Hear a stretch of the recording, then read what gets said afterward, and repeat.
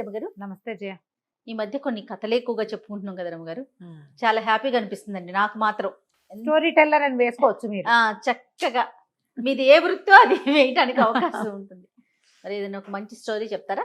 చెప్తా. పూర్వం పులింద నగరానికి మాణిక్య ప్రభు అని ఒక రాజుగారు ఉండేవాడు. ఈయన ఏంటంటే ఒక పరమ క్రూరుడని ఒక పేరు.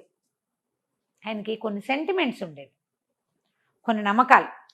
ఆ నమ్మకానికి భిన్నంగా ఏదైనా జరిగితే ఒప్పుకునేవాడు కాదు. ఆ రాజ్యంలో అరటిపళ్ళు, జంట అరటిపళ్ళు ఉన్న గేల ఏదైనా కనపడితే ఆ గేల మొత్తాన్ని మట్టిలో కప్పెట్టేవాళ్ళు. కవల పిల్లలు పనికిరారు, రాజ్యానికి అరిష్టమని నమ్మేవాడు ఆయన. ట్విన్స్ ఉండకూడదు. అరటిపళ్ళలో అరటి అన్ని గెలలో ఏదో గెల్లో జోడు పళ్ళు కనపడతాయా, అది వాడకూడదు, ఎవరూ తినకూడదు, అరిష్టం. దాన్ని మూఢనమ్మకం, ఒక నమ్మకం. ఆయనకి ఎవరో ఒక జ్యోతిష్కుడు చెప్పాడు, ఇద్దరు పిల్లలు ఒకేసారి కలిసి పుడితే మన రాజ్యానికి అరిష్టం, మీకు ప్రమాదం. అలాంటి ఒక భావన ఉంది. తనకైనా రాజ్యంలో ఎవరికైనా రాజ్యంలో ఇబ్బంది వస్తుందని అంటే తనకే కాదు, తన రాజ్యంలో పుట్టకూడదు. ఇది మరీ ప్రమాదం, చాలా ప్రమాదం.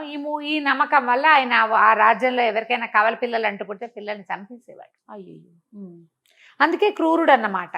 మా రాజ్యంలో ఉండద్దు, మీరు వెళ్ళిపోండి అంటే ఓ రకం చంపేయటం ఏమిటి. అయితే ఏమైంది, ఆ రాజ్యంలో దేవయ్య అని ఒక ఆయనతో చంద్ర అని భార్య ఉండేవాడు. వాళ్ళకి పెళ్ళైన 7 సంవత్సరాల దాకా పిల్లలు లేరు. అప్పట్లో రాజ్యం మారిపోదాము, వేరే చోటుకి వెళ్ళిపోయి బతుకుదాము అలాంటి ఊహలు వచ్చేవి కాదు జయ. ఇప్పుడు కూడా మనం జన్మభూమిని వదిలిపెట్టలేని ఇలాంటి మనస్తత్వాల్లోనే ఉంటాం. పాత రోజుల్లో ఇంకా ఎక్కువ ఉండేది. కలో గంజో ఉన్న చోటే తిని బతకాలి అలాంటి భావాలు ఉండేవి. అయితే ఏం చేశాడు, ఈ దేవయ్య వాళ్ళకి పెళ్ళైన 8 సంవత్సరాలకి ప్రెగ్నెన్సీ వచ్చింది ఆ అమ్మాయి, ఆ చంద్రకి. పూజారయ్య చెప్పాడు, కమల పిల్లలు పుట్టే చిహ్నాలు ఉన్నాయి నీకు అని. అయితే ఈ అమ్మాయి ఏమందంటే, అబ్బాయి మా అమ్మ కూడా ఇలాగే ఉండేది కండి, నేను ఒక్కదాన్నే పుట్టానని ఆయనకి నమ్మించింది. ఒక అవ్వ అని పేరున్న ఒక ఆవిడ, ఈ చంద్ర వాళ్ళ అమ్మ రాజుగారి కోటలో పనిచేసేది. ఆవిడని పిలిపించుకున్నారు. ఆవిడ మంత్రసాని పనులు కూడా చేయగలిగింది, చేయి తిరిగిన ఆవిడ. ఈ కోటలోనే ఉండేది. రాజుగారి అనారోగ్యాలు, వాళ్ళ ఇంట్లో వాళ్ళ సమస్యలు అవి హ్యాండిల్ చేసేది. సరిగ్గా అక్కడికి పురిటిపోయటానికి వెళ్ళింది.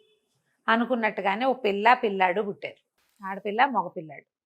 అయితే ఎప్పుడైతే ఈ పిల్లలు పుట్టారో ఆ పిల్లల్ని వీళ్ళు రహస్యంగా పెంచడం మొదలుపెట్టారు. ఎవ్వరికీ తెలియని వాళ్ళ, ఊళ్ళో వాసన రాని వాళ్ళ. అసలు ఆడపిల్ల పేరు విజయ, మగపిల్లవాడి పేరు విక్రముడు అని పెట్టుకున్నారు. అయితే ఏమైంది, రాజుకి కర్ణాకర్ణిగా ఎలాగో తెలిసిపోయింది. తెలిసిపోయేసరికల్లా ఈ అవ్వ ఏం చేసింది, మనం ఎట్లా కాదు, పిల్లని నేను తీసుకెళ్ళిపోతా, పిల్లాన్ని తీసుకుని నువ్వు పారిపోమని సలహా ఇచ్చి అల్లుడేమో మగపిల్లాన్ని తీసుకుని పారిపోయాడు. ఆ దేవయ్య విక్రముడిని తీసుకుని పారిపోయాడు. ఈ చంద్ర విజయ వీళ్ళిద్దరిని తీసుకుని అవ్వ పులింద నగరానికి తీసుకొచ్చేస్తుంది. దీన్ని ఆడపిల్లగా, పైగా ఇదేంటంటే ఈ రాజ్యంలో పిల్లేమో బహు చక్కటిది. పిల్ల కాస్త పెరుగుతుంటే ఆడపిల్లకి 1,00,000 సమస్యలు వస్తాయి. అందుకని దానికి మగవేషం వేసేది. ఒక 8 సంవత్సరాలు 7 సంవత్సరాలు వచ్చాకే ఈ కథ ఇలా మొదలైంది. ఆ పిల్ల 7-8 ఏళ్ల పిల్లాన్ని తీసుకుని దేవయ్య కాస్త పారిపోయాడు. వీళ్ళు ఇక్కడికి వచ్చారు.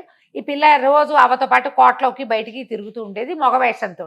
అయితే ఏమైంది, అది అక్కడికి తీసుకెళ్ళిన అతను వెళ్ళిపోయాడు కదా దేవయ్య ఈ నగరం నుంచి. అక్కడ శరభ నగరం అని ఒక పెద్ద నగరం. ఆ నగరానికి రాజుగారు నాడు సరిగ్గా ఆ అబ్బాయికి ఆయనకి ఇదే వయసు పిల్లవాడు ఒకడున్నాడు. వీళ్ళు వెళ్తూ వెళ్తూ ఆ రాజుగారు వెళ్తున్నటువంటి ఒక జాతరకో ఎక్కడికో వాళ్ళు వెళ్తుంటే ఆ సమూహంలో కలుసుకున్నాడు ఈ దేవయ్య. పిల్లాడికి ఆడుకునేందుకు తోడుగా ఉంటాడని ఈ విక్రముణ్ణి రాజకుమారుడితోటి కలిపారు. ఆయన ఏమన్నాడు, పిల్లాడు మా రాజుగారి అబ్బాయి ఒకడే పిల్లాడు, వీళ్ళిద్దరూ ఆడుకుంటారు, నువ్వు ఎలాగో పై ఊరు నుంచి వస్తున్నాను అన్నావు కదా, పిల్లాడిని మా దగ్గరే ఉండు, నువ్వు అబ్బాయికి తోడు ఉంటాడు. ఏముంది, రాజగారి నగర్లో ఉంటే అన్నీ నడిచిపోతాయి, భోజన భాజనాదులకి ఏమీ ఇబ్బంది ఉండదు. పిల్లాడిని ఇక్కడ పెంచుకోవడం మొదలుపెట్టారు. ఈ చంద్ర విజయ ఇద్దరు ఇక్కడ ఉండిపోయారు. అయితే ఏమైంది, ఈ రాజుగారి గౌరవార్థము ఈ మాణిక్య ప్రభు కోసం ఎవరో పెద్ద పెద్ద నిలువుటద్దాలు పంపించారు. పంపిస్తే ఈ మగవేషంలో తిరుగుతోంది కదా విజయ, అంతకుముందు గౌన్ వేసుకునేది, చొక్కాలాగు వేసుకుని తిరుగుతోంది మగపిల్లాడిలాగా, తలకి తలపాగా అవి పెట్టారు. అయితే ఇదేమైంది, ఈ నిలువుటద్దాలు పట్టుకుని లోపలికి ఆ భటులు తీసుకొస్తుంటే ఆ పిల్ల అటు నుంచి నడిచొస్తూ అద్దంలో తన ప్రతిబింబం చూసి అన్నయ్య అనుకుంది. మగవేషంలో వాళ్ళ అన్నయ్య అటకే అన్నయ్య అన్నయ్య అన్నయ్య అని కేకేసింది. వెళ్ళిపోయాడని ఏడ్చింది.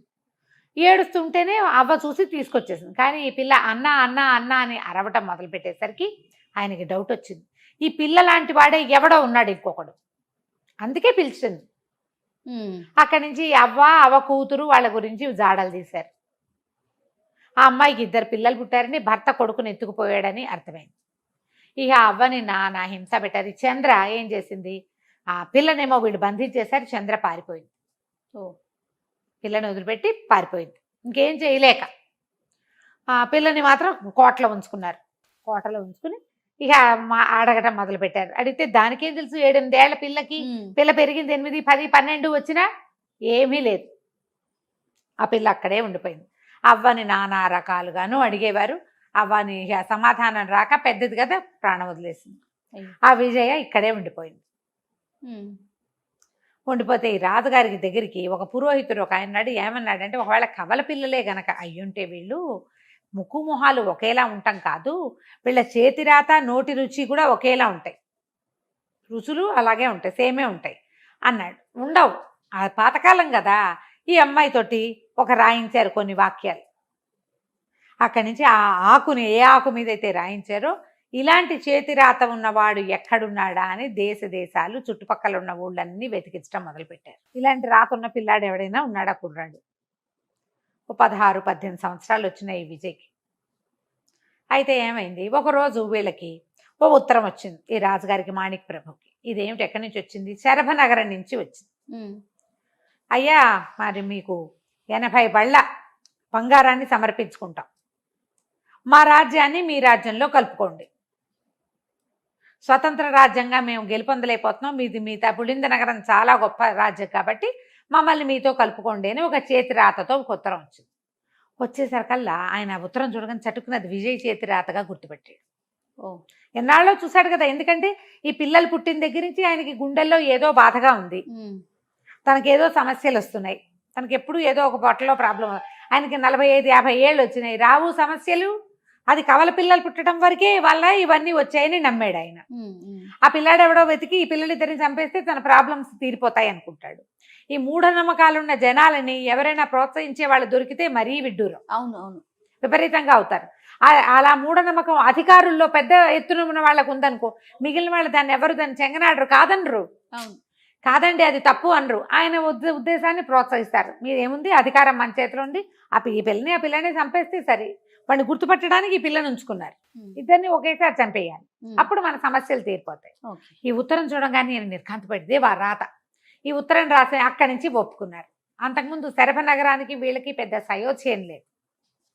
శరభనగరానికి ఉత్తరం రాశారు, తప్పకుండా బంగారంతో పాటు ఎవడైతే ఈ ఉత్తరం రాశాడో వాణ్ణి కూడా పంపండి, వాణ్ణి మాకు మా దగ్గర పంపించండి, తప్పకుండా మీ నగరాన్ని మా రాజ్యంలో కలుపుకుంటాం, పులింద రాజ్యంలో ఈ శర్భనగరాన్ని కూడా కలిపేసుకుంటాము, మేము రెడీగా ఉన్నామంటే సరే. వచ్చినాయి బళ్ళు, 80 బళ్ళ నిండా బంగారం వస్తోంది అనుకున్నారు వీళ్ళు. ఆ 80 బళ్ళు ఊరు విడిసినాయి. రాజుగారు ఆ కుర్రాడు ఎవరో చూడడానికి ఈయన వెళ్ళేసరికల్లా ఆ బండిలో నుంచి దిగిన విక్రముడిని చూసేసరికి ఆయన తెల్లబోయాడు. విజయ్కి మొగవేషం వేస్తే ఇట్లాగే ఉంటుంది. ఆయనకి అర్థమైపోయింది, ఒరే ఆ విజయ్ని కూడా తీసుకురండి రా అన్నారు. అనేసరికి అని వీడి దగ్గరికి పిలిచాడు. దగ్గర పిలిస్తే వీడు నమస్కారం చేస్తూ ఒక్క ఉదుటున ఈ మాణిక ప్రభు మీద పడిపోయి 2 చేతులు పెడరెక్కలు విరిచి పట్టేస్తున్నాడు. పట్టేసా రాజుగారిని అనగానే రాజు మామూలుగా గుర్రం మీద 6 మంది సైనికులతో వచ్చాడు. ఇక్కడ 80 బళ్ళు వచ్చినాయా?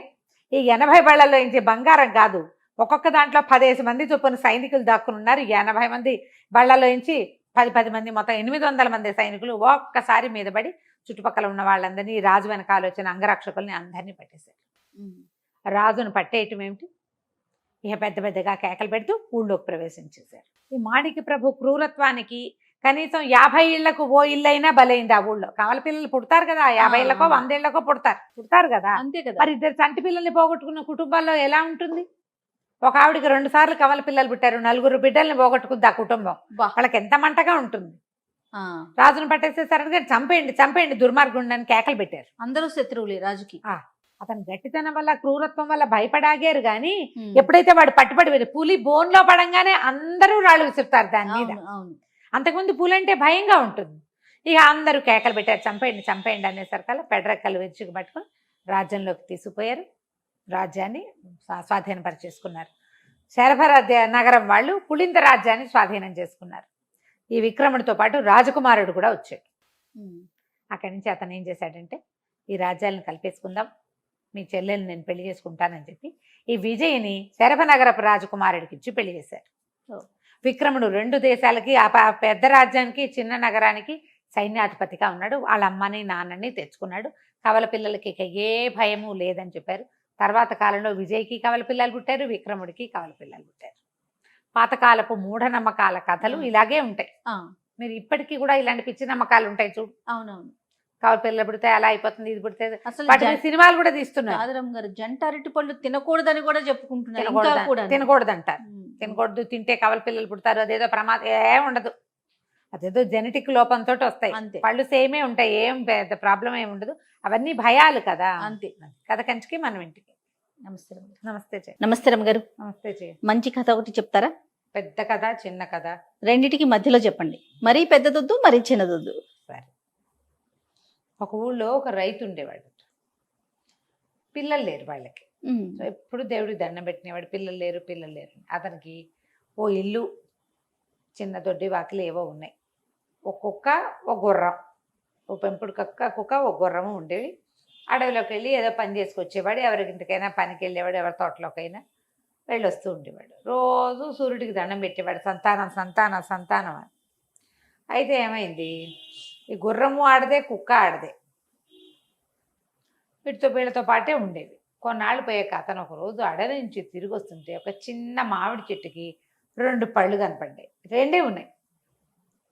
ఇంత చెట్టు పొట్టిది కానీ చిన్నది, పొట్టిగా చిన్న వెడల్పుగా ఉంది కానీ పొట్టిగా ఉంది. సరే, ఆ చెట్టుకు మామిడి పళ్ళు 2 ఎక్కకుండానే కోసేయగలిగాడు. ఆ 2 కోసి భార్యకి పట్టుకొచ్చి ఇచ్చాడు. ఆవిడేం చేస్తుంది, 2 మామిడి పళ్ళు తొక్కలు తీసి, తొక్కలేమో గుర్రాన్ని పెట్టింది, మామిడి పళ్ళు రసం చక్కగా పిండి గిన్నెలో పోసుకుని టెంకాలు 2 దొడ్లోకి విసిరేసింది. భార్యాభర్త చక్కగా మామిడి రసం పుచ్చుకున్నాక అక్కడ పెడితే కుక్కొచ్చి మామిడి రసం వాసనకి ఆ గిన్నెని నాకిందట. కొంతకాలం పోయాక ఇతని భార్య గర్భవతి అయి కవల పిల్లల్ని పెట్టింది. తొక్కలు తిన్న గుర్రానికి 2 పిల్లలు పుట్టాయి. గిన్నె నాకిన కుక్క కూడా 2 కుక్క పిల్లలు పుట్టాయి. ఈ టెంకలు ఎక్కడ పడేసిందో అక్కడ 2 బంగారు కత్తులు మొలిచినాయిట భూమిలోంచి. 2 పిల్లల్ని చక్కగా పెంచుకున్నారు. 2 పిల్లలకి చెరుకో గుర్రం, గుర్ర పిల్ల, చెరుకో కుక్క, చెరుకో కత్తి, హాయిగా ఉండే. అన్ని సమానంగా వచ్చాయి. బాగుంది. అయితే కొన్నాళ్ళు గడిచేసరికి పిల్లాడు కాస్త పెద్దవాడయ్యాక ఏముంది రైతు జీవితం, పిల్లలు కుక్కల్ని గుర్రాల్ని వెంటేస్తూ తిరుగుతారు కానీ డబ్బు వచ్చి పడిపోదు. అంతేగా. వీడికి ఒక యుక్త వయసు వచ్చాక పెద్ద పిల్లల్లో మొదట పుట్టిన పిల్లవాడు కొంచెం యాక్టివ్. వాడు నాన్నతో ఏమన్నాడంటే, నాన్న ఎన్నాళ్ళు ఇలాగే పేద బతుకు, ఇక్కడ పని చేసుకుని ఏదో కలో గంజోతోటి పొట్టపోసుకుంటున్నాము, మేము పెద్దవాళ్ళం అయ్యాం, పెళ్ళిళ్ళు అవుతాయి, కోడళ్ళు వస్తారు, ఇదే బతుకు ఎట్లా బతుకుతాం, ఈ జీవితాన్ని మార్చుకుందాం, నేను ఎక్కడికైనా వెళ్ళి ధనం సంపాదించుకొస్తాను అని చెప్పేసరికల్లా ఆయన కాస్త బాధగా ఉంది. 2 కళ్ళలాగా ఉన్న పిల్లలు 2 అక్కడ వెళ్ళిపోతే ఎట్లా అని. వాడేమన్నాడంటే, అట్లా కాదు నాన్న, మేమిద్దరం వెళ్తాం అంటలేదు కదా, వాడు నీకు తోడు ఉంటాడు, నేను సంపాదించుకొస్తా. బాగానే ఉంది అంటే సరే తండ్రి ఒప్పుకుంటే వీడు ఓ కత్తి తీసుకుని, ఓ గుర్రం వేసుకుని, ఓ కుక్కను వెంట పెట్టుకుని పోయాడు. ఊరు చివరి దాకా దింపడానికి తమ్ముడు కూడా గుర్రంతో సహా వెళ్ళేసరికల్లా వాడు ఏమన్నాడంటే, ఒరే అబ్బి, అమ్మ నాన్నని జాగ్రత్తగా చూసుకో, కుక్క గుర్రం ఇల్లు వాకిలి జాగ్రత్త అని వాడి సంచుల నుంచి ఒక చిన్న గాజు కుప్పే ఒకటి తీసిచ్చాడు. దాంట్లో గులాబీ రంగు నీళ్లున్నాయి, ఈ నీళ్ల కుప్పే నీ దగ్గర పెట్టుకో, ఇది రంగు మారిపోతే నాకు ఏదైనా ఆపద వచ్చిందని గమనించుకో, అమ్మా నాన్నకు చెప్పకు, నేను వెళ్ళిన దారి నువ్వు కూడా వచ్చి నన్ను వెతుక్కుంటూ రా అని చెప్పాడు. గాజు కుప్ప చిన్నవాడు పట్టుకెళ్ళి ఇంట్లో పెట్టుకున్నాడు. ఈ పెద్దవాడు ఇక్కడి నుంచి బయలుదేరి అలా వెళ్ళి ఒక రాజ్యంలోకి ప్రవేశించాడు. చక్కటి గుర్రము, వెనకాల ఒక కుక్క, సామాన్యమైన బట్టలు ఉన్న రాజకుమారుడల్లే ఉంటాడు వాడు. ఏదో ముని వరం వల్ల పుట్టినవాడు, పిల్లలు బాగుంటారు వాళ్ళు. అయితే ఏమైంది, వాడు ఆ ఊళ్ళో తిరిగి పని సంపాదించడానికి వ్యాపారం కోసం చూస్తూ ఉండగా రాజుగారి కూతురు ఆ పైన బాల్కనీలో నిలబడి చూసింది. ఈ అబ్బాయి ఎవరో అని ఇతని మీద మనసు పడింది. సరే ఈ అబ్బాయి ఎవరు ఏమిటని రాజుగారు ఆరాధిస్తే ఫలానా కుర్రాడని తెలిసింది. వాడిని చూసి చాలా ముచ్చటపడ్డారు. వాడు బుద్ధిమంతుడుగా ఉన్నాడు. సరే అమ్మాయినిచ్చి పెళ్లి చేస్తాను, పెళ్లి చేసుకోమన్నారు. మనకు కావాల్సింది డబ్బే కదా, తర్వాత ఎలాగో పెళ్లి చేసుకుంటాం, రాకుమార్తెనే చేసుకుంటే సరే అమ్మా నాన్నని తమ్ముడిని ఇక్కడికే తెచ్చుకోవచ్చు అనుకున్నాడు పెళ్లి కొడుకు. సరే ఒప్పుకున్నాడు. పెళ్ళి అయిపోయింది. పెళ్ళి అయిపోతే వాళ్ళంతా చాలా సంతోషించారు. చాలా యాక్టివ్గా ఉన్నాడు, చక్కగా ఉన్నాడు, బాగుంది, అంతా నడుస్తుంది. దేశంలో జనాలు కూడా సంతోషమే. ఎందుకంటే రాజుగారికి ఒకతే పిల్ల. పెళ్లి చేసుకున్నవాడు కొంచెం యువకుడు, అందగాడు, వీరుడు, టెంపర్తనం ఉన్నవాడు అయితే తమ రాజ్యానికి రాజు అవుతాడు వాడు. అంతేగా. ఇలాగని ప్రజలు కూడా సంతోషించారు. సరే ఏమైంది, కొద్ది రోజులు గడిపిన తర్వాత ఒక రోజు రాత్రి నిద్ర పట్టక ఆ అబ్బాయి బయట తిరగటం మొదలుపెట్టాడు మేడ మీద. ఆ అమ్మాయి కూడా వచ్చింది. ఇద్దరు కలిసి బయట చల్లగాలికి 12 గంటలకు కూర్చున్నారు. వాళ్ళ ఊరికి ఉత్తరంగా ఒక చోట కొండ మీద పెద్దగా మంట వస్తుంది. అయ్యో అయ్యో అదేదో మండిపోతుంది, అక్కడ ఏదైనా ప్రమాదం జరుగుతుందేమో, సైనికులను పిలుద్దామన్నాడు. అంటే అమ్మాయి ఏమంది, ఏం పిలవద్దండి, దాన్ని ఉరుముల కొండ అంటారు, అక్కడ అట్లాగే ఉన్నట్టుండి పెద్ద పెద్ద మంటలు వస్తాయి, అదేం తగలబడదు, మంట వస్తుంది అంతే, అదే తగ్గిపోతుందా? అదే తగ్గిపోతుంది, ఉరుముల కొండ దాని పేరు. చాలా మంది ఇలాగే మీలాగే చూడడానికి వెళ్ళిన వాళ్ళంతా అక్కడ శిలలైపోతారని చెప్తారు. ఉరుముల కొండ మీద మనుషుల శిల్పాలు ఉంటాయి, శిలలైపోతారు, శిల్పంలాగా మారిపోతారు. అదే. అందుకని మన వాళ్ళు ఎవరు వెళ్ళరు. ఏదైనా చూసినా కొత్త వాళ్ళు వెళ్ళకూడదని చాటింపు ఉంది, వద్దండి అని. సరే అన్నాడు. పడుకుని లేచారు. తెల్లవారేసరికి వాడికి అది చూడాలనిపించింది. గుర్ర వేసుకుని కత్తి పుచ్చుకుని కుక్కను వెంట పెట్టుకుని వెళ్ళిపోయాడు. అన్ని తీసుకున్నాడు మొత్తానికి. వాటితో పాటే ఉంటాయి అవి. వెళ్ళిపోయాడు. యువరాణి పొద్దున్నే లేచింది. భర్త ఏదో వ్యాహ్యాలకి వెళ్ళాడు, వాకింగ్ రన్నింగ్ పోయాడు అనుకుంది. తీరా చూస్తే లేడు. ఎవరో చెప్పారు తెల్లవారు గేటు, మనకి రాజుగారి కోటకు గేటు తీస్తారు కదా, గేటు తీయగానే యువరాజా వారు అల్లుడు గారు వెళ్ళిపోయాడని వార్త వచ్చింది. అయ్యో అయ్యో నాన్న, ఉరుముల కొండకు వెళ్ళాడేమో నాన్న, రాత్రే చూసాము, నేను చెప్పాను వెళ్ళకూడదని చెప్పాను నాన్న అని ఏడ్చింది. వాళ్ళ ఏం చేస్తారు, ఉరుముల కొండకు వెళ్ళిన వాడు బతికొచ్చిన దాఖలా లేవు. సరే చూద్దాం అనుకున్నారు. ఈ కుర్రాడు వెళ్ళాడు. వెళ్ళేసరికల్లా వెళ్ళగా వెళ్ళగా వెళ్ళగా ఆ కొండన్ని సమీపించాయి. అక్కడంతా వెచ్చగా ఉంది. నేను రాత్రి తగలబడింది కదా, ఆ వేడితనం అలాగే ఉంది. ఒక బండ మీద ఒక ముసలమ్మ కూర్చుని కనపడింది. అవ్వ ఏం, నేను రాత్రి ఇక్కడ మంటలు వచ్చినాయి చూద్దామని వచ్చాను, నాకు ఈ పూట ఆశ్రయం ఇస్తావా, కొండపైకి ఎక్కి చూస్తానన్నాడు. అలాగే రా బాబు, నా దగ్గరికి రా అని చెప్పి ఆవిడ పిలిచింది. ఇక్కడ గుహ ఉంది, మనకి వంట చేసుకుందాం, కాసేపు విశ్రాంతి తీసుకుంది కానీ రాత్రికి అని చెప్పి చీకటి పడేసరికి వెళ్ళిపోయాడు. వెళ్తూ వెళ్తూ ఆ చుట్టుపక్కల ఉన్నవేవో మొక్కల్లోంచి కాసిన ఆకులు ఆ చెట్టు నుంచి ఈ చెట్టు నుంచి కోసుకుంటూ వెళ్తోంది. వీడికి అర్థం కాదు. ఆవిడ వెనకాలే వెళ్ళాడు. ఈవిడ ఏం చేసింది, గుహ దగ్గర ఆగి లోపల పదనైనా అని లోపలికి చేయి చూపించింది. లోపలికి నడిచేశాడు. నడిచిన తర్వాత తీరా చూస్తే గుహ లోపల ఒక మాదిరి వెలుగుంది. కొన్ని డజన్ల శిలలు కనపడుతున్నాయి. నిజమే అయితే రాకుమారి చెప్పింది. శిలలు కనపడితే మనిషి రూపాలలో ఉన్న శిలలు, శిల్పాల్లాగా లేవు, మనుషులే బిగుసిపోయి ఉన్నట్టు కనపడుతుంది. కళ్ళు మాత్రం మెరుస్తాయి, కళ్ళు చూస్తున్నాయి వాళ్ళవి ఇట్లా. రాతిలో కళ్ళు మాత్రం కదులుతున్నాయి, చూస్తున్నారు ఇట్లా ఇట్లా. నిర్ఘాంతపోయాడు. అమ్మో ఏదో జరుగుతుంది ఇక్కడ, మేము ఇక్కడి నుంచి వెళ్ళిపోవాలని ఒక అడుగు అయిపోయాడు. వెనక్కి అడుగు వేసిన మరుక్షణం వాడు రాయిగా మారిపోయాడు. లోపలే ఉండిపోయాడు. అయ్యయ్యో. ఆవిడ గుహ బయట నుంచి వెళ్ళిపోయాడు. చేసేదేముంది, ఈ అబ్బాయి ఇక్కడ ఉండిపోయాడు. అప్పటికి కొంతకాలం గడిచింది, 4-5-6 నెలలు అయిపోయింది.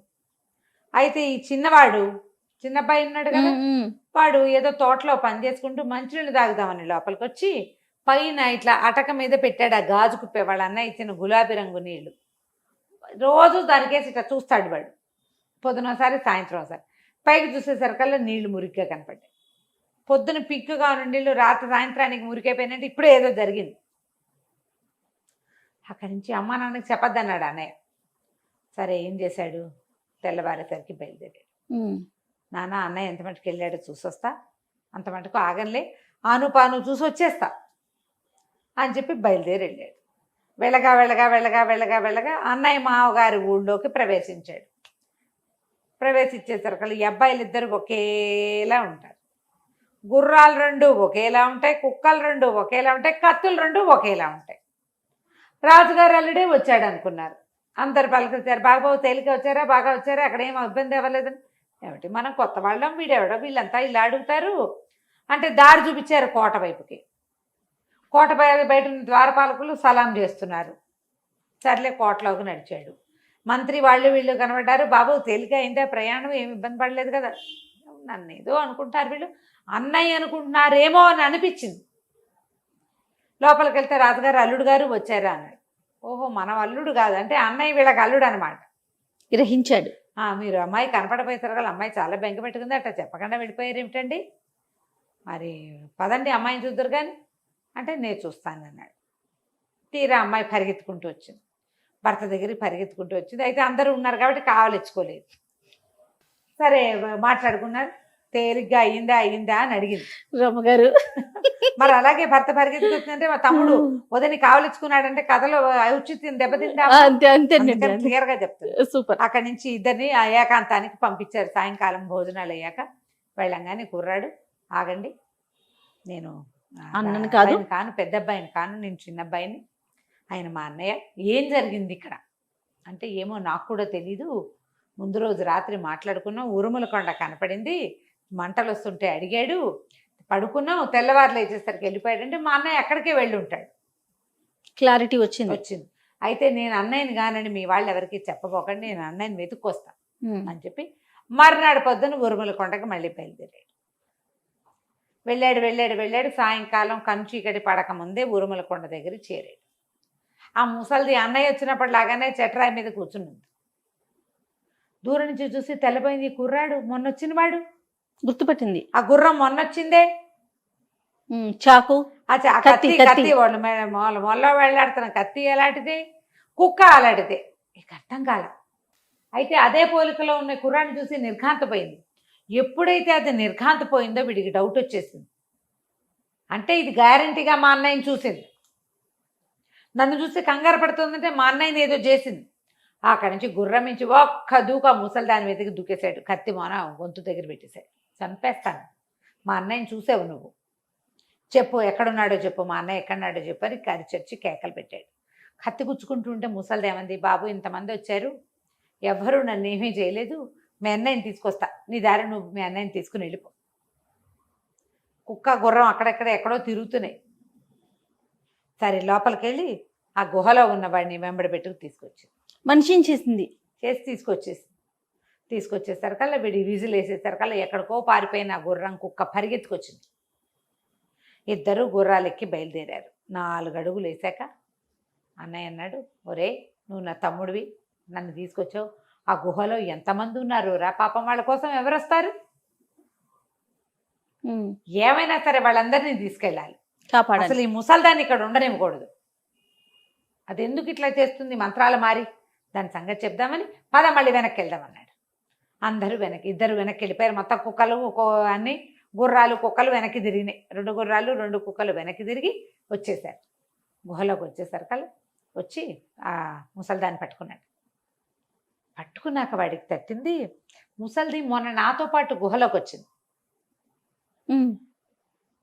అది రాయి వల్ల నేను రాయి అయిపోయా, మళ్ళీ ఇప్పుడు నన్ను రాయిలాగా ఉన్నవాడిని బయటికి తీసుకొచ్చింది, అది ఎందుకు రాయవలా ఆలోచించి ఇక్కడ ఒక కిటుకుందిరా. ఆ రోజు కూడా ముసల్ది ఏవో చెట్లాకులు తుంపి చేత్తో పుచ్చుకొచ్చింది. ఆ ఆకులు కనుక చేతిలో ఉంటే రాళ్ళు అవ్వం. ఇందాక చేసిందా అంటే కుర్రాడి చిన్నపిరాడి కూడా గుర్తొచ్చింది. అవును, ఈ 2 చెట్లాకులు 2 గుప్పెళ్ళు తెంపుకుంది అని.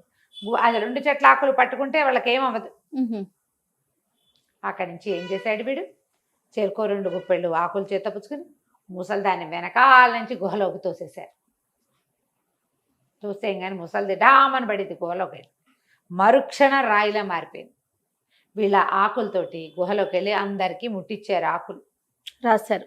ఎన్ని విగ్రహాలు ఉన్నాయో లోపల మొత్తం జనమంతా బయటకు వచ్చారు. ప్రతి ఎన్నేళ్ల క్రితం వచ్చిన వాళ్ళు ఒకళ్ళకొకళ్ళు తెలీదు, వాళ్ళందరూ వీళ్ళది మీదే ఊరంటే మీదే ఊరని చెప్పుకుంటున్నారు. అందరినీ బయటికి తీసుకొచ్చాక ఎవరి దారిని వాళ్ళు మీ ఊరు వెళ్ళిపోండి, లేదా మా ఊరు వస్తే మా రాజుగారు మా మావగారు మిమ్మల్ని మేము ఈ ఊళ్ళకి పంపిస్తారు, పదండి నడిచి వెళ్దామని తీసుకొచ్చాడు. ఈ వచ్చిన వాళ్ళల్లో ఒక రాజుగారు ఒక కూతురు ఉన్నారు. ఆ రాజుగారు ఉన్నాడు, నాయన 7 నాళ్ల క్రితమో వచ్చి ఇక్కడ పట్టుబడిపోయాం, మరి మా పిల్లని పెళ్లి చేసుకో అని చిన్నోడిన చెప్పి చిన్నవాడికి ఇచ్చి ఆ రెండో రాజుగారి కూతురు నుంచి పెళ్లి చేసుకున్నారు. అమ్మా నాన్నని ఊరి నుంచి తీసుకొచ్చుకున్నారు. మొదటి రాజుగారి అమ్మాయిని పెళ్లి చేసుకున్నాడుగా, ఆ రాజుగారి రాజ్యాన్ని పెద్దవాడు రాయిగా మారి మళ్ళీ మనిషిగా మారిపోయిన రాజుగారి అమ్మాయిని పెళ్లి చేసుకుని రెండో రాజ్యాన్ని చిన్నవాడు పరిపాలిస్తూ హాయిగా ఉన్నారు. కథ కంచికి మనం ఇంటికి. ఆ ముసలిది రాయిగా అలానే ఉంది ఆ ఇంకా. లోపలే ఉండిపోయింది గుహలో, అంతే. రైట్. చాలా బాగుంది రమ్మగారు. నమస్తే. నమస్తే నమస్తే చేయ. రమ్మగారు, ఈ మధ్య కొన్ని చిన్న చిన్ని కథలు చెప్తున్నారండి. ఏదైనా పెద్ద కథ ఒకటి చెప్తారా? మనం ఇద్దరు అన్నదమ్ములు, ముగ్గురు అన్నదమ్ములు, ఇద్దరు దుర్మార్గులు, ఒకడు మంచివాడు, అవునవును. ఇద్దరు ఒకడు సరైన వాడు కదా, ఒకడు సరైన వాడు, అలాంటి కథలు చెప్పాం కదా. అలాగే మంచి జయిస్తుంది. మంచితనంగా ఉండేవాడికి ఎప్పుడు జయం కలుగుతుంది. అంటే అంతంలో అయినా చివరికైనా వాడికి విజయమే లభిస్తుందని కథ. కొంచెం టైం పట్టినా కూడా అంతే కదా. అంతే నడక నిజపు నడక నిదానంగా ఉంటుంది. అబద్ధం భూగృహాన్ని చుట్టొచ్చేస్తే ఒక ఇంచి నడుస్తుంది నిజం, కానీ నిజానికి నడక ఉంటుంది తప్పకుండా. ఒక కొండ చరి మీద ఒక కాపు ఒక ఆయన ఉండేవాడట. ఆయనకి 3 పిల్లలు, 2 మగపిల్లలు, 1 ఆడపిల్ల. అయితే ఏమైంది, వీళ్ళు రోజు మగపిల్లలేమో గొడ్లు గాయటానికి వెళ్ళిపోయేవాళ్ళు, మేకలను తోలుకెళ్ళేది కూతురు. వీళ్ళు కొంచెం కొండ సరికి కింద ఉంటే కొండ కొమ్ము మీదకి మేకలను తోలుకుపోయేది పాప. దానికి ఒక 14-15 ఏళ్ళు ఉంటాయి. పిల్ల చక్కగా అందంగా ఉండేది. కొండల మీద ఉండే పిల్లలు ఆరోగ్యంగా ఉంటారు. ఒకనాడు అది మేకలు తోలుకుంటూ పైకి వెళ్ళింది. అయితే వీళ్ళు కింద ఉండి కాస్త అప్పుడప్పుడు పిల్ల ఎక్కడుందని గమనించుకుంటారు. గమనించి మేకలు కనపడతాయి, లీలగా పిల్ల లంగా జాకెట్టు కనపడుతూ ఉంటాయి. ఒక వెండి మబ్బు ఒకటి ఇట్లా పొగమంచులాగా కొండ మీదకి జారిందని, ఆ జారి ఈ పిల్ల మీదకి వచ్చిందని, తర్వాత పిల్ల కనపడలేదని తెలుసుకున్నారు వాళ్ళు. ఇంకా ఆ చుట్టుపక్కల ఇళ్ళు కొన్ని ఉన్నాయి, వాళ్ళంతా కూడా చూసారు. వెండి మబ్బు ఒకటి రావటము, మబ్బు అప్పుడప్పుడు ఆకాశపు కొండ కొమ్ములకి మబ్బులు మీదకి వస్తాయి కదా, ఆ మబ్బుతో పాటు పిల్ల కూడా మాయమైంది. మేకలు దిగొచ్చేసాయి. సాయంత్రం ఎంత వెతికినా పిల్ల కనపడలా. సంవత్సరం గడిచింది. అయితే ఈ కొడుకులు ఇద్దరిలో పెద్దవాడు, నాన్న అమ్మాయి కనపడక ఏడాది అయింది, ఇంకా నేను పిల్లని వెతకడానికి వెళ్ళడానికి నిశ్చయించుకున్నా, నేను వెళ్తాను అని చెప్పాడు. చెప్పేసరికల్లా పెద్ద నాన్న అన్నాడు, వెళ్ళడం మంచిదే నాయన, నాన్న వెళ్ళమంటావా అని నన్ను అడగకుండా నువ్వే నిర్ణయించుకోవడం బాగుండలేదు. నువ్వు నిర్ణయించుకోకూడదు, నిర్ణయం తీసుకుని నువ్వు డెసిషన్ చెప్తున్నావు, నువ్వేం చేయాలి, అడగాలి తండ్రిని అనేసరికల్లా వీడేమన్నాడు, అడిగేదేమిటి, ఏడాది ఆగాం, నువ్వు ఎంతటి నువ్వు చెప్పలేదు, నా అంతటి నేను డిసైడ్ చేసుకుని నేను వెళ్తాను అంతేనన్నాడు. అయితే తల్లిని, అమ్మ నాకు రొట్టె కాల్చివు, నేను వెళ్తానన్నాడు. దుప్పుల వనం అని ఒక వనం ఉందట అక్కడ. ఆ దుప్పుల వనంలో మాయమంత్రాల వాళ్ళు ఎవరో ఉన్నారని, అక్కడికి వెళ్తే పిల్ల దొరుకుతుందని మాట్లాడుకున్నాడు చుట్టుపక్కల వాళ్ళతో. ఆవిడేమంది, నాయన పని ఎక్కువ చేసి పెద్ద రొట్టె కాల్చమన్నావా, ఆపేక్షగా చిన్న రొట్టె కాల్చమన్నావా అని అడిగింది. ఆవిడికి కుర్రాడు తండ్రితో వినయంగా ప్రవర్తించలేదని తెలిసింది. ఆ కోపంతో అడిగింది. అడిగితే ఆపేక్ష అన్నం పెడుతుందా, పెద్ద రొట్టె కాల్చు అని చెప్పాడు అని నిర్లక్ష్యంగా చెప్పాడు. సరే ఆవిడ ఇంత రొట్టె కాల్చి ఇచ్చింది. సరే ఆ రొట్టె చేత్తో పుచ్చుకుని వాడు నడుచుకుంటూ పోయాడు. దుప్పుల వనం అని ఆ దుప్పుల వనంలోకి వెళ్ళాడు. బాగా నడిచి నడిచి నడిచి నడిచి ఎకంత దూరమో నడిచిన తర్వాత ఒక చట్రా ఏదో ఉంటే అక్కడ కనపడితే అక్కడ కూర్చుని రొట్టె తీసాడు తినడానికి. పెద్ద రొట్టె కాల్చింది మా అమ్మ అనుకున్నాడు. రొట్టె తీస్తే ఎక్కడి నుంచి ఒక బొంతకాకి వచ్చింది. అక్కడే నుంచి కా కా కా కా అంటుంటే ఏమన్నాడు, మా అమ్మ ఒక్క రొట్టె కాల్చి ఇచ్చింది, నీ తిండి నువ్వు పడాలి, నా తిండి నేను మోసు తెచ్చుకున్నా, నీకెందుకు పెడతాను పో అనేసి కాకి ఒక్క ముక్క పెట్టకుండా మొత్తం రొట్టె అంతా ఆరగించేసాడు. అక్కడి నుంచి ఆ దుప్పుల వనంలో నుంచి అలా నడుచుకుంటూ వెళ్తే దూరంగా వాడికి ఒక ఇల్లు కనపడేది. సరే ఈ రాత్రికి ఇక్కడ పడుకుందాము, ఇక్కడ ఉన్న వాళ్ళు ఎవరో చూద్దామని అందులోకి వెళ్ళాడు. వెళ్తే ఒక ముస్సిలి ఆయన ఉన్నాడు. ఎవర్రా అబ్బాయి ఏమిటంటే, మా చెల్లెల్ని వెతుక్కుంటూ వచ్చానన్నాడు. అంటే సరే ఏదో పడుకో అన్నాడు. రాత్రికి ఆ ఇంట్లో వీడు పడుకున్నాడు. తెల్లవారిన తర్వాత ఆయన ఏమన్నాడు, అబ్బాయి నాకు 3 మచ్చలావులు ఉన్నాయి, 3 మచ్చలావులని కాయాలి, కాసేందుకు కమత ఉంటావా నా దగ్గర అని అడిగాడు. అడిగేసరికల్లా కుర్రాడు అన్నాడు, అసలు నేను బయలుదేరిందేమో మా చెల్లెల్ని వెతకడానికి, సరే గిట్టుబాటు అయితే కమతం కూడా చేస్తా, ఆవుల్ని కాస్తానన్నాడు. అంటే సరే ఈయన ఏమన్నాడు, ఆవును కాచడానికి రూల్స్ ఉన్నాయి, అవి ఎటు వెళ్తే అటు వెళ్ళనివ్వాలి, ఏం వేస్తే అవి మేయనివ్వాలి, వాటిని తోలకూడదు, కసరకూడదు, కేకలేయకూడదు. చాలా బాగుంది. అవి అవి తిరిగి ఎప్పుడు వస్తాయనుకుంటే అప్పుడే వెనక్కి వస్తాయి, అప్పుడే నువ్వు వెనక్కి రావాలి ఇలాగా అన్నాడు. అనేసరికి సరే ఒప్పుకున్నాడు. ఆ 3 మచ్చల ఆవుల్ని తోలుకుని అడవి మీదకి బయలుదేరాడు. అలా తోలుకుంటూ వెళ్తుంటే ఒక పెద్ద మైదానం అంది. ఈ మైదానంలోకి వెళ్ళేసరికల్లా ఆవుల దారిన ఆవులు పోతున్నాయి. వీడికి ఆవుల్ని వదలకూడదని ఇన్స్ట్రక్షన్ ఉంది. నువ్వు అవి ఎక్కడికి వెళ్తే నువ్వు అక్కడికి వెళ్ళాల్సిందే. అవి ఎక్కడ నీళ్ళు తాగితే నువ్వు అక్కడ నీళ్లు తాగాలి. ఆ మైదానంలోకి వెళ్ళేసరికి ఒక వెండి కోడి, బంగారు కోడి, 2 కోళ్ళు కనపడ్డాయి వీడికి. వెండి రంగులో ఒక కోడి, బంగారు రంగులో ఒక కోడి కనిపించింది.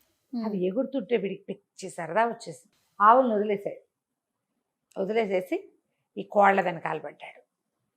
ఎంత దూరమో పరిగెత్తాడు, కోళ్ళు అందలేదు కోళ్ళు. వదిలేశాడు. మళ్ళీ ఆవుల దగ్గరికి వెళ్ళాడు. అవి ఆ మైదానం దాటి ఇంకో ఎక్కడికో వెళ్తున్నాయి. వాటి వెనకాల పడిపోయాడు. అక్కడి నుంచి ఓ వెండి కర్ర, ఓ బంగారు కర్ర గాల్లో తేలుతూ కనపడ్డాయి వాడికి. మెరిసిపోతుంటే వస్తువుల మీద ఆసక్తి ఉంటుందిగా. ఈ ఆవుల వెనకాల లేనిక్కవాడు. ఆవులను వదిలేసి ఈ కర్రలు ఎగిరిపోతున్న కర్రల వెనకాల పడ్డాడు. వీడు పట్టుకోగానే అవి మాయమైపోయింది. అయ్యో.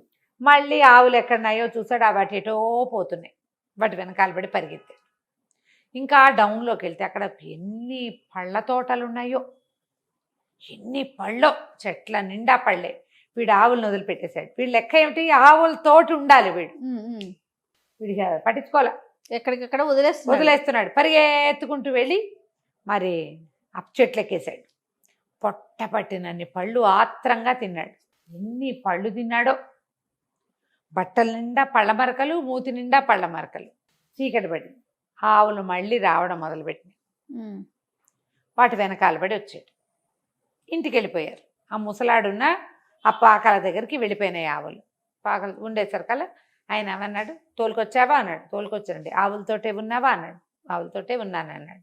సరే, పాలు తీసి నువ్వు ఎంత బాగా వీటి కాపలా కాసావో నేను తెలుసుకుంటానన్నాడు. పాలు తీసాడు. ఆవుల పాలు తీస్తే పల్చగా నీళ్ళల్లే, తెల్ల నీళ్ళల్లే ఉన్నాయి 3 ఆవుల పాలు. అక్కడి నుంచి ఆయన అన్నాడు, దుర్మార్గుడా, ఆవులకి సహాయం కావాలి, నువ్వు వాటితో లేవు. ఏ వస్తువు కనపడితే ఆ వస్తువు వెనకాల పరిగెత్తావు. నీకు మంచితనం లేదు, బుద్ధి లేదు, వినయం లేదు. కమతం చేయాలంటే యజమాని చెప్పినట్టు వినాలి. ఆవులకి వాటితోటి మనిషి ఉంటేనే శక్తి అని చెప్పి ఆ చేతిలో ఉన్న ఓ చిన్న గడ్డి కట్టతోటి వాడిని దెబ్బ కొట్టాడు. కొట్టేసరికల్లా వాడు రాయిగా మారిపోయి అక్కడ ఉండిపోయాడు. సంవత్సరం గడిచింది. ఏడాది తర్వాత చిన్న కొడుకు నాన్నని అడిగాడు, నాన్న, చెల్లాయి తప్పిపోయి 2 ఏళ్ళు, అన్నయ్య తప్పిపోయి ఏడాది అయింది. నన్ను ఏమైనా వెళ్ళమంటావా ఒకసారి వెతకడానికి అనేసరికల్లా నాన్న అన్నాడు, నాయన అడిగావు కదా, వెళ్ళిరా ఒకసారి తీసుకున్నావు. నువ్వు అడిగావు కదా, వెళ్ళనా అన్నావు కదా, వెళ్ళిరా, చెల్లాయిని అన్నయ్యని తీసుకురా అన్నాడు. అక్కడి నుంచి వాళ్ళ అమ్మ అడిగింది, బాగా పనిచేసి పెద్ద రొట్టె కాల్చిన నాన్న, ఆపేక్షతో చిన్న రొట్టె కాల్చిన అని అడిగితే పిల్లాడు అన్నాడు, అమ్మ ఆపేక్షతో పెట్టేది చిన్న తుంపైనా చాలమ్మా, నీకు చేత వచ్చినంత ఆపేక్షగా చెయ్యి అని చెప్పి చిన్న రొట్టె కాల్చి చేతిలో పెట్టింది. రెండో వాడు నడుచుకుంటూ బయలుదేరితే దుప్పుల వనంలోకి వెళ్ళిపోయాడు. వెళ్ళేసరికి అలా చట్రాయి దగ్గర కూర్చొని తినడానికి తీసాడు రొట్టె. బొంతకాకి అరుచుకుంటూ వచ్చి అక్కడి నుంచునేసరికల్లా ఏం చేశాడు, అయ్యో ఆకలిస్తుందా, అన్నిసార్లు కాక అంటున్నావు, దా ఇదిగోనని రొట్టెలో కోసం ముక్క తుంచి పెట్టాడు. తిని మళ్ళీ కాకి మళ్ళీ అరిచింది. సగం తందిని సగం దానికి పెట్టేశాడు. అరిచిన బొంతకాకి ఎగురుకుంటూ పోయింది. వీడు నడుచుకుంటూ ఆ ముసలాయన ఇంట్లో ఏ ఇంటికి తన అన్నయ్య ప్రవేశించాడో అక్కడికి పోయాడు. ముస్సిలాయన బాగా పెద్దవాడు.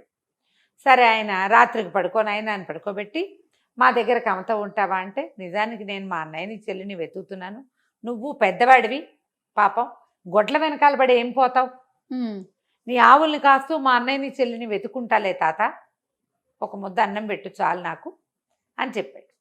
ఆవుల్ని తోలుకుని బయలుదేరాడు. ఆవులు మైదానంలోకి వెళ్ళాయి. వీడికి వింత కోళ్ళు 2 కనపడ్డాయి, వెండి రంగు కోడి, బంగారు రంగు కోడి. చాలా ఆసక్తిగా చూశాడు, కానీ వీటిని మనం ఏం చేసుకుంటాం అనుకొని వాటి జోలికి వెళ్ళాల. వాటి దారిన అవి తిరుగుతుంటే వీడి దారిన వీడు ఆవుల దగ్గర నుంచున్నాడు. పోయి ఆవులతో పాటు నడవటం మొదలుపెట్టాడు. అక్కడి నుంచి ఇంకా ముందుకెళ్ళి ఆవులు మైదానాలు దాటి అడవిలోకి ప్రవేశించాయి.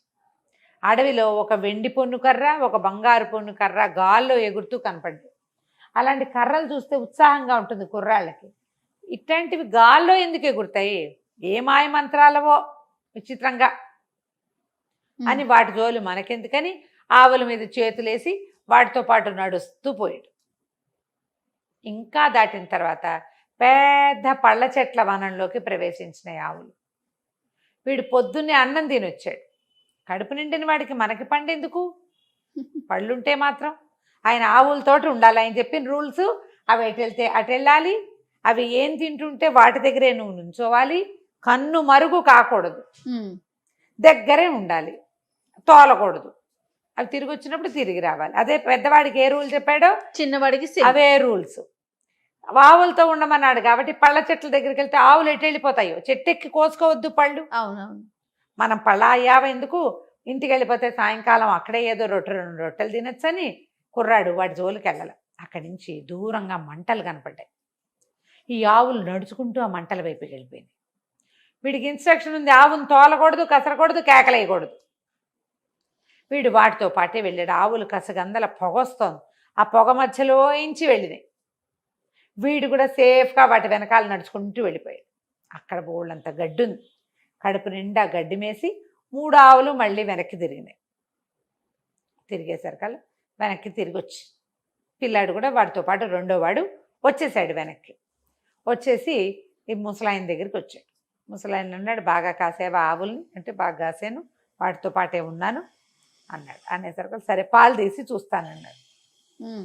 పాలు తీసేసరికల్లా పాలు చిక్కగా పైన వెన తేలుతున్నట్టుగా ఉన్నాయి. ఓహో సరే అంటే అప్పుడు ఆవులకి నచ్చినట్టు చేసావన్నమాట. ఆయన అన్నాడు, సరే అబ్బాయి నీకేం కావాలో చెప్పు అనేసరికల్లా నేనేం చెప్పను, నేను మా చెల్లిని మా అన్నయ్యని వెతుక్కుంటూ వచ్చాను. ఇక్కడ ఏదో రాతి బొమ్మ ఉంది, అదేమో మా అన్నయ్య లాగా ఉంది. గుర్తుపట్టాడు. మా అన్నయ్య అల్లే ఉంది, మరి మా అన్నయ్య మా చెల్లి కావాలి నాకు. మీ రకం చూస్తుంటే మీరే మా అన్నయ్యని మా చెల్లిని తెచ్చారేమో అనిపిస్తోంది. మా అన్నయ్యని మా చెల్లిని మాకు ఇప్పించి తాత, నేను వెళ్ళిపోతాను అన్నాడు. అనేసరికల్లా ఆయన అన్నాడు రుసరుసలాడుతూ, తెచ్చాననుకో, మీ అన్నయ్యకి బుద్ధి లేదు, మంచితనం లేదు, వినయం లేదు, వాడికి గొడ్డునప్ప చెప్తే జాగ్రత్తగా చూసుకోవటం రాదు. సరే కావాలంటే నీకు అట్లాగే ఇస్తా, నాకు 3 పనులు చేసి పెట్టు నువ్వు. ఈ 3 పనులు అయితే అన్నయ్యని ఇచ్చేస్తాడా? అన్నయ్యని ఇచ్చేస్తాను, మీ చెల్లిని కూడా ఇచ్చేస్తాను అన్నాడు. సరే చెప్పమన్నాడు. ముసలివాడు 3 కోరికలు చెప్పాడు. ఏం చెప్పాడు, ఈ కొండ అవతల అడవిలో, కొండ మీద కూడా వెళ్తుంది, ఒక అడవి దుప్పి ఉంది. దాని బ్రహ్మాండమైన కొమ్ములు, ఆడదుప్పి, అది కాళ్ళు చువ్వల్లా ఉంటాయి, మహావేగంతో పరిగెడుతుంది. ఆ దుప్పిని పట్టుకొచ్చి తెచ్చిపెట్టు నాకు, అది కావాలి. తర్వాత అవతల వైపు ఉన్న సరస్సులో ఒక ఆకుపచ్చ రంగు మెడ ఉన్న బాతు ఉంటుంది, అడవి బాతు. అత సరస్సు చుట్టుపక్కలే ఉంటుంది, ఆ బాతును పట్టుకురా. తర్వాత కొండల మధ్యలో కోనేరు ఒకటి ఉంది, ఆ కోనేట్లో ఎర్ర రంగు మొప్పలు, ఆకుపచ్చ రంగు తోక, పసుపచ్చ మెడ కింద పసుపు తార ఉన్న ఒక అద్భుతమైన చేప ఉంది. ఆ చేపను తెచ్చిపెట్టి, జల చేప. ఈ 3 పట్టుకురా, మీ తమ్ముడు మీ చెల్లిని మీ అన్నయ్యని ఇచ్చేస్తానన్నాడు. వీడు ఎటా తెస్తాడు, సరే కుర్రాడు బయలుదేరుతానన్నాడు. అక్కడి నుంచి అడవిలోకి బయలుదేరాడు. బయలుదేరితే దూరంగా వాడికి ఆ దుప్పి కనపడింది. ఆడదుప్పి ఎత్తుగా ఉంది, దాని కాళ్ళు నిజంగా చాలా బలంగా ఉన్నాయి. ఇక పరిగెత్తింది, వీడు దాని వెనకాల పడ్డాడు. పడి పడి పడి ఏమనుకున్నాడు, ఒక జాగిలం గనక ఉంటే దీన్ని పట్టేస్తాను నేను అనుకున్నాడు. సడన్గా ఎక్కడి నుంచి వచ్చిందో పెద్ద కుక్క వచ్చింది. అక్కడి నుంచి కుక్క వీడు కలిసి దాన్ని కాసేసి ఆ దుప్పిని కట్టేశారు. ఆ దుప్పిని భుజాన్ని వేసుకున్నాడు, అడవిలో గుర్తుగా ఓ చోట పెట్టాడు. అక్కడి నుంచి ఇప్పుడు సరస్సు దగ్గరికి బయలుదేరాడు. బయలుదేరేసరికి అలా సరస్సు దగ్గరికి వెళ్ళేసరికి వాడు రోజులు పడతాయి ఈ పనులన్నిటికీ. ఈ పైన బాతు ఎగురుతోంది, ఆకుపచ్చ రంగు మెడ ఉన్న బాతు ఎగురుతుండేసరికల్లా బొంతకాకి మొట్టమొదట వీడు రొట్టె పెట్టాడు కదా, ఆ కాకి పైనుంచి ఎగురుతూ తనే ఒక్క పోటు పొడిచింది ఆ బాతుని. పొడిచేసరికల్లా బాతు కేరమంటూ కింద పడిపోయింది. ఠక్కిని పట్టేశాడు దాన్ని. మెడ పట్టుకున్నాక ఇంకా బాతు ఎక్కడికి వెళ్ళలేదు. ముందు వచ్చిన కుక్కను కూడా ఈ కాకే పంపించింది వాడికి సహాయం కోసం. వాడి వెనకాలే తిరుగుతోంది అది. అక్కడి నుంచి ఏమైంది, జలచేప కోసం వీడు కోనేట్లోకి వెళ్ళాడు. కోనేట్లోకి వెళ్ళేసరికల్లా ఒక అడవి పిల్లి నీళ్ళల్లోకి దూకి ఆ చేపను లాక్కొచ్చి వీడి చేతికి అప్పచెప్పింది. అవన్నీ ఎందుకు వచ్చినాయి? ఈ బొంతకాకి వల్ల వచ్చినాయి. అది అడవిలో ఉంటుంది కదా, అక్కడి నుంచి ఈ పిల్లిని, ఈ బాతుని, ఈ చేపని, బాతుని, ఆ దుప్పిని భుజాన్ని వేసుకుని ఈ కుర్రాడు నడుచుకుంటూ పోయి ఆ ముసలాయనకి అప్పచెప్పాడు. చెప్పేశారు కదా, ఆయన మాయ మంత్రాల వాడికి తెలుసు ఏం జరిగిందో. ఈ మూడింటిని స్వాధీనపరచుకుని లోపల పెట్టుకుని ఏం చేశాడు, ఈ రాత్రిలోగా ఉన్నాడు కదా అన్నయ్య, ఆ అన్నయ్యనేమో మనిషిని చేశాడు. లోపల మబ్బు లాంటి ఒక పదార్థంలో దాచిపెట్టిన పిల్లని కూడా బయటికి తీసుకొచ్చాడు. ఇదిగో మీ చెల్లి సేవ చేయించుకునేందుకు తెచ్చుకున్నాను, వెనకాల పిల్ల మేకలు కాస్తుంది రోజు అని. నువ్వు మంచితనంతో మర్యాదతోటి ఈ పనులన్నీ చేసావు, మీ అన్నయ్యకి కూడా అది నేర్పించు, హాయిగా ఉండని అన్నయ్యని చెల్లిని తమ్ముడికి అప్పచెప్పాడు. వీళ్ళిద్దరిని వెంట పెట్టుకుని ఈ కుర్రాడు నడుచుకుంటూ ఇంటికి తీసుకుపోయాడు. ఆ బొంతకాకి ఎప్పుడైనా ఓసారి వీడి కొద్దీ స్నేహం కొద్దీ వాళ్ళ ఇంటికి వెళ్ళి కనపడుతూ ఉండేది. ఆ తర్వాత ఎప్పుడూ వాళ్ళు కొండ కొమ్ములు ఎక్కల, ఆ కొమ్ము ఎక్కకుండా కిందనే తిరుగుతూ పనిచేసుకుని హాయిగా ఉన్నారు. కథ కంచికి మనం ఇంటికి. రమ్మగారు నమస్తే. రమ్మగారు, మోసపోవటం రకరకాల విషయాలు రకరకాలుగా మోసపోతూ ఉంటారు. అది చిన్నది కావచ్చు, పెద్దది కావచ్చు. డబ్బుల దగ్గర ఎక్కువ, మరీ ఎక్కువ అనమాట. ఎందుకని అలా జరుగుతుంది అంటే, డబ్బు అనేసరికి మనం ఎక్కువగా ఇంట్రెస్ట్ చూపించడం అంటే ప్రాధాన్యం ఇవ్వటం వల్ల ఎదుటి వారితో మనం ఎక్కువగా మోసగింపబడతారేమో అని అనుకుంటా ఉంటాను నేను. అవును, డబ్బుల మీద వ్యామోహంతో ఏంటంటే చిన్న పిల్లల దగ్గర నుంచి పెద్దవారి దాకా డబ్బు అనగానే అదొక అంటే ఇంకా బ్రహ్మ పదార్థం. అదే కదరమ్మ గారు, అంతే. దాని మీదే ఆసక్తి ఉంటుంది మనకి. అత్యంత ఆశపోతనం, చాలా సంపాదించేసుకోవాలి, చాలా దాచేసుకోవాలి, చాలా ఉంచేసుకోవాలి. వీటి వల్లే మోసపోతాం. అసలు మోసం చేయటానికి జనాలు ఎంత నమ్మిస్తారంటే, చాలా నమ్మితే కానీ మోసం చేయలేరు కదా జయ. ఎప్పుడు చూడు మనకి ఏమిటంటే ఏమనాలి దాన్ని సరిగ్గా చెప్పాలంటే, అదేం విడిగా ఉండదు ఆ పదార్థం. మనం బాగా నమ్మితేనే మోసం చేయగలుగుతారు. మనం ఎవరిని బాగా నమ్ముతాం? బాగా ఎస్టాబ్లిష్డ్గా ఉన్న వాళ్ళని కదా. వీళ్ళ దగ్గర నుంచి ఒకళ్ళు చిట్ ఫండ్ కంపెనీయో, ఓ కంపెనీయో, ఓ ఉద్యోగాలు, ఏవో ఒక 25-30 మందికి ఉద్యోగాలు ఇచ్చారనుకో, అప్పుడు వాళ్ళందరికీ ఉద్యోగాలు వచ్చినాయని మనం కూడా నమ్ముతాం. లేకపోతే వాళ్ళందరూ బాగా డబ్బులు వచ్చి ఏదో చేసేసుకుంటున్నారని, ఈ బిజినెస్ చేస్తే వాళ్ళంతా సంపాదించేసుకున్నారని. ఈ మోసం చేసేవాడు ఏం చేస్తాడు? సాధారణంగా బాగా ఎస్టాబ్లిష్ చేస్తాడు, 2-3 ఏళ్ళు నమ్మిస్తాడు. జనాలు నమ్మిన కొందికి వాడికి మోసం చేసే అవకాశాలు పెరిగిపోతాయి. అంతే. అందరూ దిగిపోయాక, అన్ని పక్కల నుంచి జనాలు దిగాక, వాడికి సర్ప్రైజ్ మనీ ఏర్పడ్డాక ఎత్తేస్తాడు. వ్యాపారం నడుస్తున్న నాళ్ళు నడుస్తుంది. ఎత్తేదలుచుకుంటే అవతల వాళ్ళ నమ్మకమే వీడి పెట్టుబడి. అంతేగా, 100% ఈజీగా మోసం చేసేయచ్చు డబ్బు విషయంలో. చిన్నవి, ఓ 100 రూపాయల నోటు కింద పడేసి ఇది మీదేనా అని అడిగి, అలాంటి చిన్న మోసాలు. సినిమాల్లో ఇలాంటి ట్రిక్కులు చూస్తూ ఉంటాం. అక్కడి నుంచి పెద్ద పెద్దవి, ఇక బిజినెస్లు, బోర్డులు తిప్పేటాలు, బ్యాంకులు బోర్డులు తిప్పేటాలు. బ్యాంకులనే మోసం చేసేవాళ్ళు. ఏమిటి, తాడిని తన్నేవాడు ఉంటే వాడు తలని తన్నేవాడు ఇంకొకటి. అత్యాశ ఒక కారణం అనుకోవాలి కదా. ప్రధానమైంది మనుషులకు ఉండే గ్రీడీనెస్, అత్యాశ, కావాలి ఇంకా కావాలన్న కోరిక. మంచి మంచి కథలు ఉంటాయి జయ వాటి మీద. మోసకారి కథలు ఎన్నో మనకి చాలా చెప్పుకున్నాం మనము. కానీ కథా సరిసాగర్ నుంచి ఒక కొత్త కథ చెప్దాం. తప్పకుండా. ఇంతకుముందు చాలా చెప్పాం కదా. ఒక ఊళ్ళో శివుడు మాధవుడు అని 2 ఫ్రెండ్స్ ఉండేవాళ్ళు. పరమ మోసకారులు వాళ్ళిద్దరు. ఇది డైరెక్ట్గా దొంగతనం చేయటం లాంటివి కాదు, మోసం చేసి సంపాదించటం. వాడిమ్మన్నాడని వీడి దగ్గర, వీడిమ్మన్నాడని వాడి దగ్గర చెప్పడం, మాటలతో బురిడి కొట్టించేసేయటం.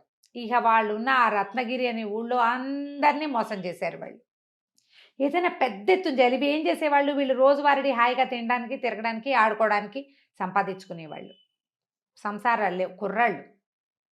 ఇప్పుడు ఇలాంటి వాళ్ళు అంటే అగ్నికి వాయువు తోడైనట్టే. ఒకడు దొంగ వెదవైతే వాడికి ఫ్రెండ్ ఉంటే ఇద్దరు కలిసి చేస్తారు. అవును, అంతే కదా. ఒకడు దొంగతనం చేస్తాడు, రెండో వాడు ఎస్కేప్ ప్లాన్ చేస్తాడు. అవునండి.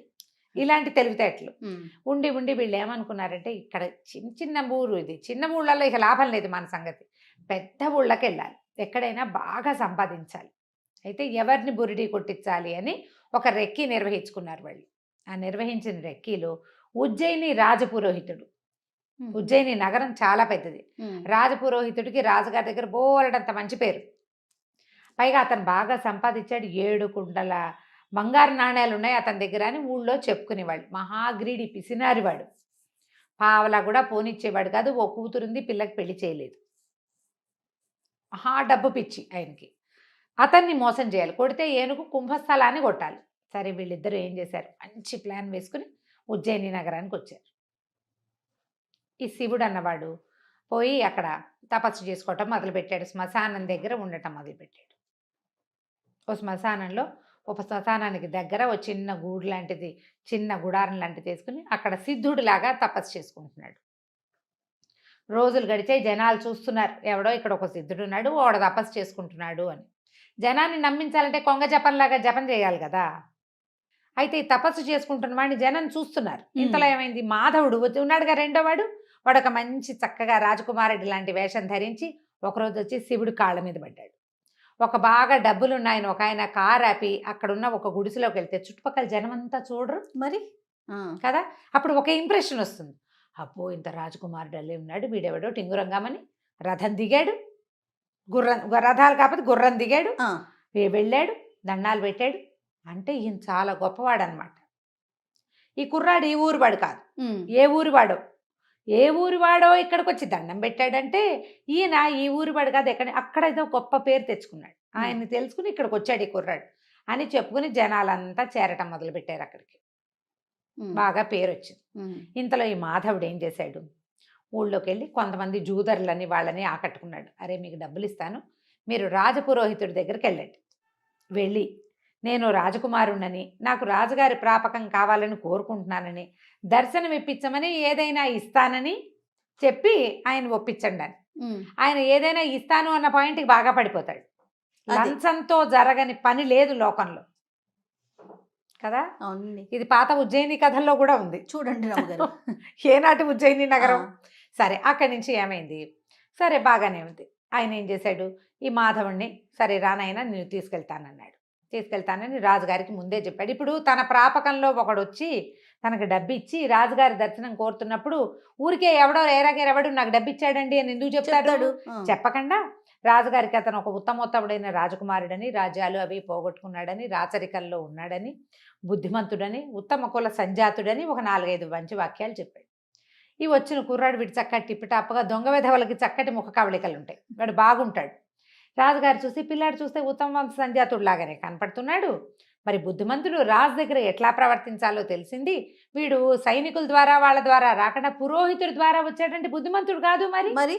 అందుకని రాజుగారు ఏం చేశారు, ఏదో ఉద్యోగంలో పెట్టుకుని తాను ఉంచుకున్నారు. ఆ స్థానంలో ఉండునైనా ఇక్కడే రాజ్యం అవి, లేకపోతే నువ్వు కూడా మాలాగానే క్షత్రియుడివి, నన్ను ఆశ్రయించి వచ్చావని రాజు తన దగ్గర ఉంచుకున్నాడు.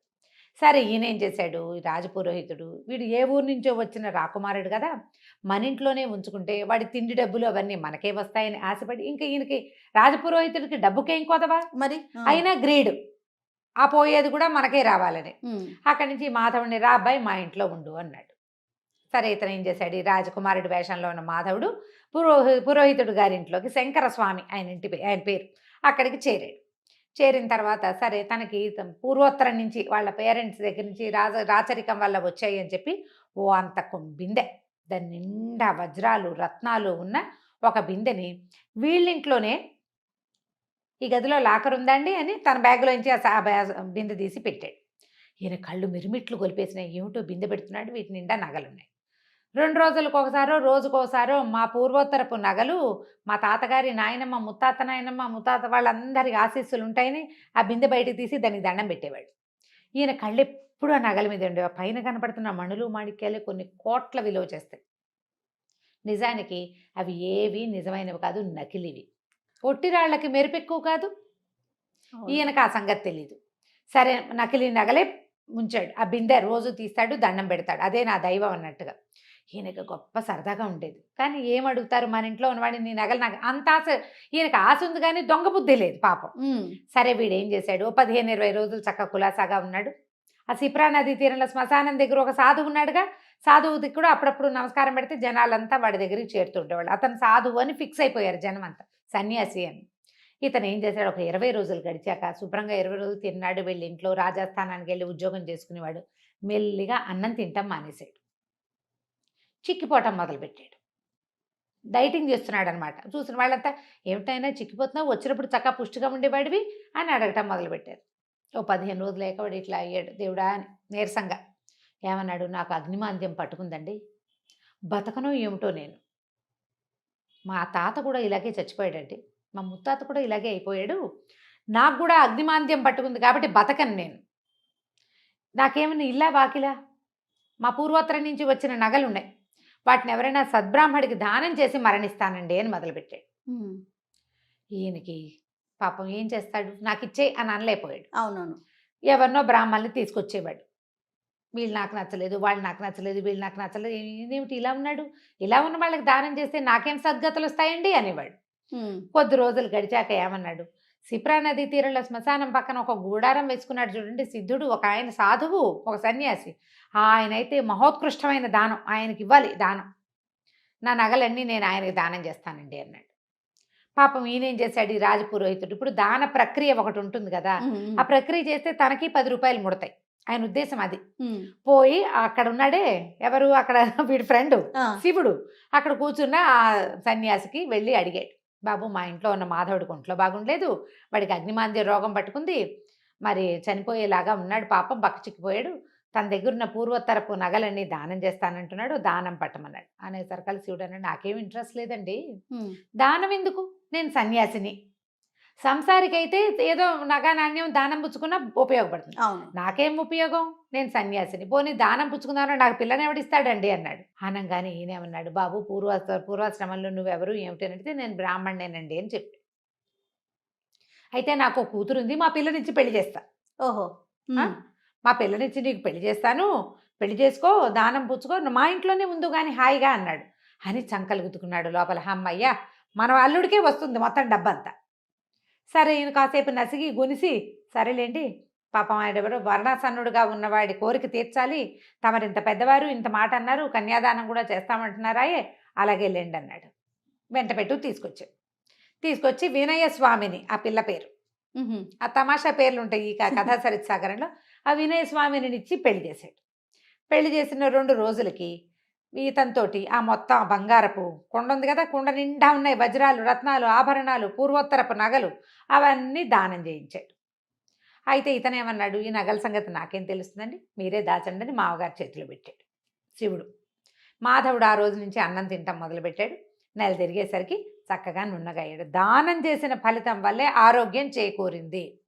అంతేగా మనం గుళ్ళో పూజ చేస్తే ఆరోగ్యం చేకూరుతుందని చెప్పుకుంటాం కదా, మందు పట్టించిందనం మనం పూజ చేయటం వల్లే అంటాం. మన డాక్టర్ మంచివాడనే మాట కంటే పూజ చేయించాం, గ్రహశాంతులు చేయించాం కాబట్టి అలా నమ్ముతారు కొంతమంది.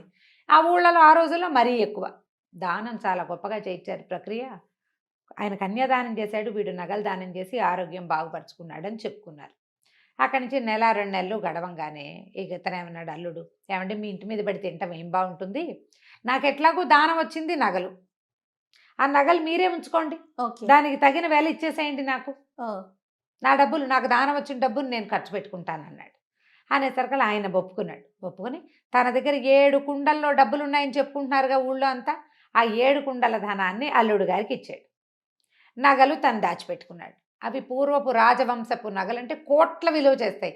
మన దగ్గర 7 కుండలు ఏమిటి దిక్కుమాలిన ముష్టివి, ఇవే ఉంది లెక్క, అది చాలా ఎక్కువ అని భావించాడు.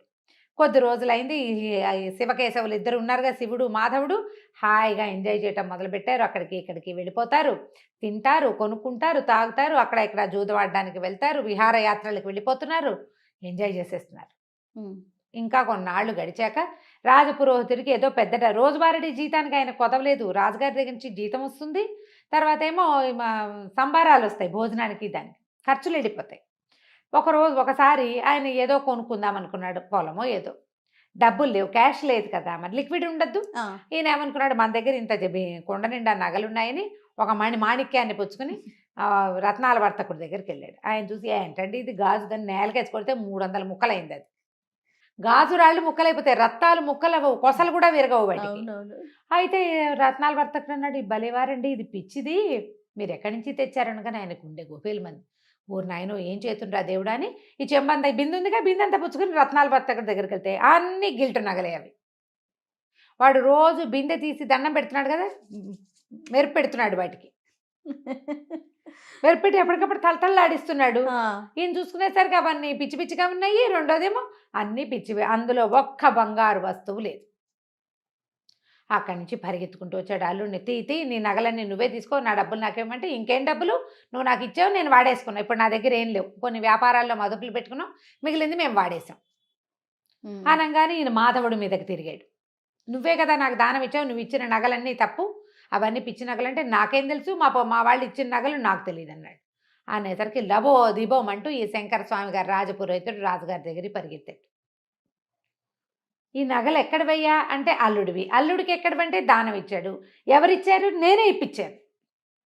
అక్కడి నుంచి రాజుగారు ఈ నేరంలో సంబంధం ఉన్న మిగిలిన ఇద్దరిని కూడా పిలిపించాడు. అల్లుడు ఏమంటాడు, నాకు నగ నాణ్యం ఏమీ తెలియదండి, నేను అసలు సన్యాసిని, ఈయనే దానం ఇప్పిస్తాను అని చెప్పి నాకు పిల్లనిచ్చి పెళ్లి చేసి దానం ఇప్పించాడు. నాకు నగల సంగతి తెలియదని మొదటి రోజునే మా మామగారికి అప్పచెప్పాను లేదా అడగండి అంటే అప్పచెప్పాడు.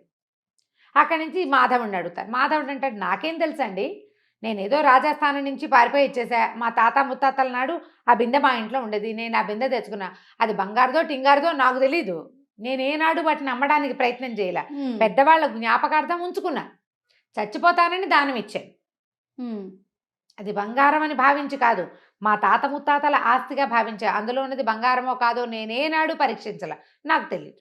ఓకే, రాజుకు అర్థమైంది వీళ్ళిద్దరూ మోసకారులే. మధ్యలో మోసపోయిన వాడెవడు? రాజపురోహితుడు. ఎందుకు మోసపోయాడు ఆయన?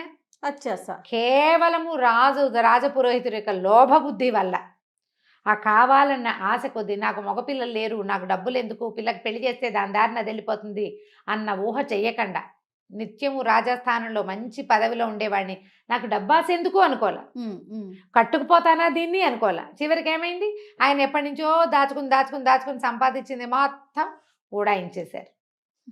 గట్టిగా అడిగితే నీ పిల్ల నాకొద్దు వెళ్ళిపోతానంటాడు అల్లుడు. ఏం చేస్తారు?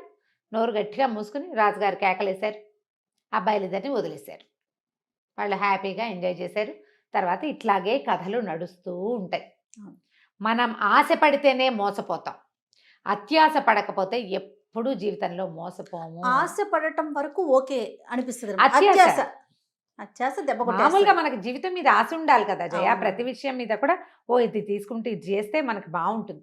మనకు ఆల్రెడీ చాలా బాగుండి ఇంకా ఏదో కావాలనుకుంటే నీ ఏదో కావాలనే ఊహనే అవతల వాళ్ళు క్యాష్ చేసుకుంటారు.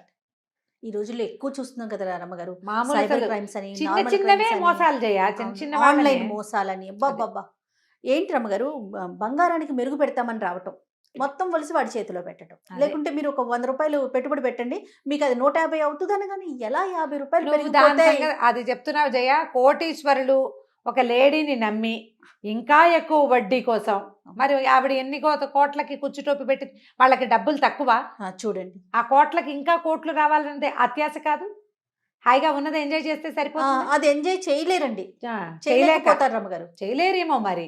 ఇప్పుడు పైనుంచి వచ్చింది మాత్రం ఎలా ఎంజాయ్ చేస్తావు? నువ్వు ఉన్నదే నువ్వు దాచుకోలేకపోతుంటే ఎక్కడికెక్కడికో ఊహించుకుంటారండి, తరతరాలు కూర్చొని తినాలని అనుకుంటారేమో బహుశా. రైట్ రమ్మగారు, దాని మీద కూడా మళ్ళీ మంచి కథ ఉంది చెప్దాం మళ్ళీ. అవునా? తప్పకుండా. రైట్ రమ్మగారు, నమస్తే. నమస్తే జయ.